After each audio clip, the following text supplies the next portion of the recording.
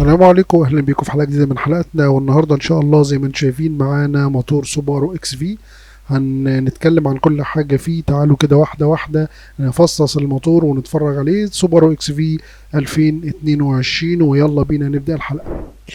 طبعا زي ما احنا شايفين اول حاجه بنقابلها بطاريه العربيه، وبطاريه العربيه ما شاء الله معزوله عزل كامل، وزي ما احنا شايفين هي 60 امبير او 12 فولت 60 امبير. وزي ما احنا شايفين احلى حاجه في الموضوع بصوا عاملين عليها فيوز، فلا قدر الله لو حصلت اي مشكله ولا حاجه هيبقى عندك فيوز هيفصل العربيه، او تقريبا برضو ليه علاقه بالارباجات والكلام ده كله، بس اهم حاجه ان احنا البطاريه عليها فيوز وتمام ما شاء الله زي الفل. عندنا هنا برضو ده الكمبيوتر بتاع العربية او الاي سي يو زي ما بيقولوا عليه. ده طبعا العقل بتاع العربية، وزي ما انتم شايفين هنا في فيشتين كبار هم اللي ماسكين فيه. وطبعا المكان ده انا مش عارف، ما بحبش المكان ده في الكمبيوتر لان دايما لو جه عليه ميه ولا حاجة بتحصل مشكلة، وربنا طبعا يسلم. بعد كده معانا طبعا هنا دي علبة فيوزات. هو هنا في كذا علبة فيوزات، يعني متهيألي فيها كذا علبة فيوزات، ادي واحدة هي منهم. وهنا طبعا فوق تعالوا كده نلف نشوف السيرفو. هنا طبعا ده السيرفو بتاع الفرامل وعليه خزنة الباكم بتاعته، وهنا الماستر الاساسي. وطبعا كل ده متصل بالجهاز بتاع الاي بي اس الناحية التانية. تعالوا بينا نبص كده عليه. جهاز الاي بي اس او الاي بي اس سوري بتاع العربية. طبعا ده الاي بي اس، الاي بي فيها ثبات الكتروني، اي بي اس اي بي دي، فيها اكتر من يعني جهاز نظام للامان. لكن في نفس الوقت العربيه الى حد ما تعتبر ضعيفه شويه، 120 حصان 150 نيوتن متر عزم، فده يعتبر على الحجم الكبير ده طبعا يعني يعتبر صغير شويه. والعربيه كمان في نفس الوقت ديت تعتبر دفع رباعي مستمر، او مش دفع رباعي، اول ويل درايف. طبعا اول ويل درايف حاجه والدفع الرباعي حاجه، ان شاء الله نبقى نشرحهم بعد كده. زي ما احنا شايفين ده طبعا المانيفولد اهو، او الهواء ده فلتر الهواء في الجهه ديت، وطبعا الهواء داخل في الناحيه دي. وليه طبعا المانيفولد بالشكل ده زي ما احنا شايفين؟ لان الموتور ده حاجه اسمها بوكسر. ايه الموتور البوكسر ده؟ الموتور البوكسر ده البساتم بتبقى نايمه مش بتبقى واقفه، يعني بمعنى الموتور بيبقى بالشكل ده كده نايم في وسط العربيه. في النص بيبقى عمود الكرنك وطنبوره الكرنك، طالع منها بستمين هنا اهو في الاتجاه ده، وبستمين في الاتجاه ده. طبعا الحركه دي بتدي للموتور اولا بتدي ثقل للعربيه في النص، بتبقى يعني الوزن الثقل بتاع العربيه اعلى شويه، او يعني مركز الثقل بتاعها منخفض سوري. فطبعا لما بيبقى مركز ثقل منخفض العربيه بتبقى ثابته اكتر، وفعلا العربيه ما شاء الله ثابته ثبات عالي في المنحنيات وكده.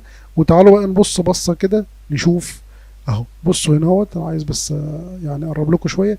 ده طنبوره الكرنك اهي، وطلع منها طبعا مجموعه السيور اللي بتشغل ده الدينامو هنا في الاتجاه دوت، وده طبعا شداده، وده طبعا كومبريسور التكييف. وزي ما احنا شايفين بصوا مساحه الموتور ما شاء الله يعني كبير مبطط كده ونايم في العربيه. تحت ده طبعا الزيت، وزي ما احنا شايفين الفلتر الزيت سوري مقلوب، ومعنى ان هو مقلوب كده بيدي تغذيه طبعا عاليه جدا للموتور. فطبعا بيبقى دايما في تزييت عالي للموتور. الاجزاء دي كلها ده طبعا المكان اللي بيتملي منه الزيت زي ما احنا شايفين اهو. وهنا طبعا ده بتاع المساحات. وهنا بقى بص هوريكم حاجه غريبه، هتلاقوا في الناحيتين فيها اماكن ان انت تملى منها الرادياتير. ده مكان اهو تملى منه الرادياتير، وده طبعا الكولنت اهو الفايز بتاع البخر مثلا بتاع الرادياتير بيطلع في الجزئيه دي. تعالوا نشوف، هتشوفوا برضو الناحيه التانية غطا زي اللي انتوا شفتوه ده، يعني في الناحيه التانية غطا زي اللي انتوا شفتوه ده الموتور ده سوري الكمبيوتر زي ما قلت عليه. وهنا بصوا البطاحات، يعني البطاحات هنا معموله بسيليكون عظم، مش عارف ده ايه بقى. ده احنا شفنا طبعا هنا هو برضو ده علبة فيوزات، هنا علبة فيوزات تانية اهي. تعالوا كده نبص عليها. وطبعا هنا هو في فوق هنا هو الحساس بتاع معلش للتصحيح يا جماعة بس عشان ما كنتش واخد بالي معلش.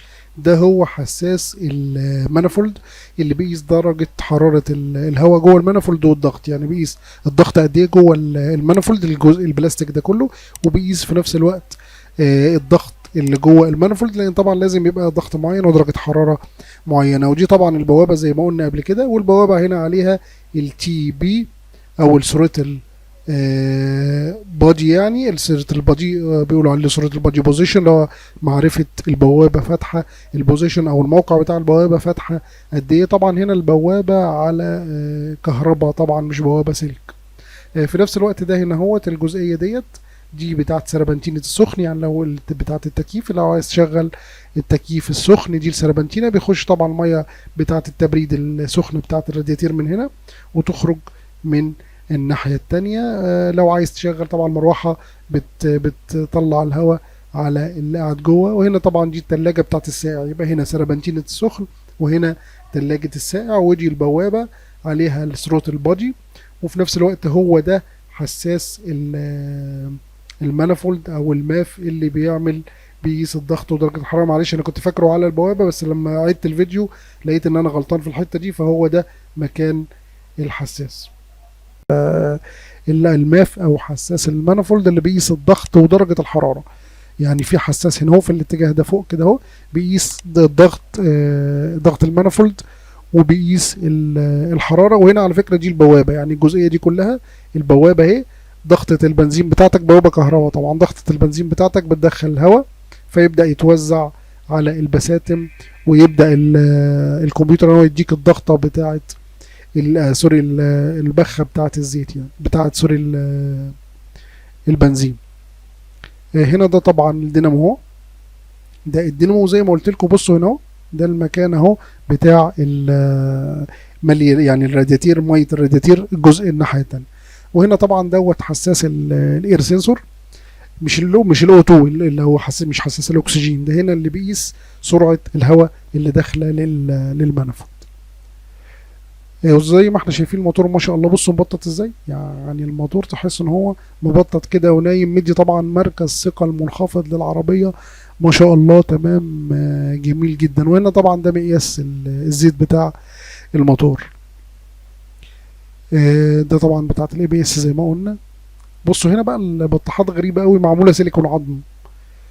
طبعا هي ما شاء الله العربيه متجربه وكل حاجه ومفيش مشاكل، بس ما اعرفش، انا ما بحبش الحكايه بتاعه سيليكون العظم ده، مش عارف ليه. يعني بحب دايما في بعض العربيات تلاقي هنا اهو قطعه حديده واحده ماسكه العربيه، بس طبعا العربيه ما شاء الله متجربه يعني ومعروفه. طبعا هنا هو الجزئيه دي، ده التكييف اهو داخل في صدر العربيه، او ثلاجه العربيه في الاتجاه ده، ثلاجه التكييف في الاتجاه دوت من صدر العربيه. في ايه تاني زي ما انتوا شايفين كده؟ ده احنا قلنا البطاريه تمام. ده طبعا التكييف، وزي ما احنا شايفين ده كومبريسور التكييف، وعليه خط الضغط العالي اهو، حتى عليه اتش هنا اهوت. وهنا ده تقريبا ده، لا ده برضو الضغط العالي مش المنخفض، عليه اتش معنى هاي. وطبعا هنا التغيير السير بتاع الكاتينة بيبقى اغلى شوية واصعب شوية في نفس الوقت، لان الموتور زي ما قلت لكم الموتور مبطط كده اهو، الموتور مبطط ونايم في وسط العربية، مديها مركز ثقل منخفض زي ما قلنا قبل كده. وما شاء الله يعني زي ما انتم شايفين، بس مش عارف، حاسس ان الدنيا زحمة شوية، بتبقى صعبة في الصيانة. انا عايز اوريكم برضو الانجن ماونت او حمالة الموتور، هنا شكلها مختلف شوية غير اللي احنا متعودين عليها. بس ما شاء الله بصوا تشعب الموتور عامل ازاي. هنا طبعا الحساس اللي بقول لكم عليه، والبوابة في المنطقة دي كلها، وطبعا داخلة هنا الهواء للاربع بساتم اللي هم كل اتنين في اتجاه مختلف عن التانية. يا رب الحلقة تكون عجبتكم، ما تنسوناش باللايك والشير، والسلام عليكم ورحمة الله.